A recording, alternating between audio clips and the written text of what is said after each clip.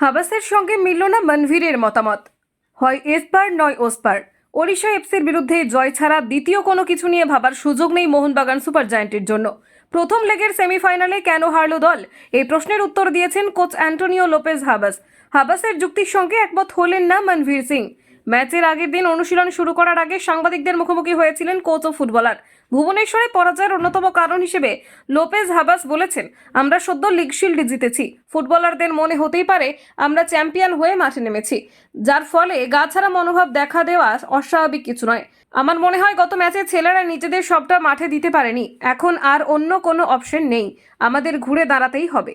ওড়িশা এফসির বিরুদ্ধে 1-2 গোলে পরাজিত হয়েছিল মোহনবাগান সুপার জায়ান্ট। মোহনবাগান গোল করে এগিয়ে গিয়েছিল ম্যাচে, গোল করেছিলেন মনভীর। অতি আত্মবিশ্বাসী হওয়ার কথা মানতে পারেননি তিনি। ওড়িশা এফসির বিরুদ্ধে মাঠে ঢিলেমি দিয়েছিলেন, এটাও মানতে তিনি নারাজ। মনভীর সাংবাদিকদের প্রশ্নের জবাবে বলেছেন, কিছু ফুটবলার হয়তো চ্যাম্পিয়ন হয়েছি এই মনোভাব নিয়ে মাঠে নামেন, কিন্তু আমি সেই দলে পড়ি না। সব ম্যাচে নিজের সেরাটা দেওয়ার চেষ্টা করি, আগামী ম্যাচেও নিজের সেরা ফুটবল খেলার চেষ্টা করব। কলকাতা 24/7.in।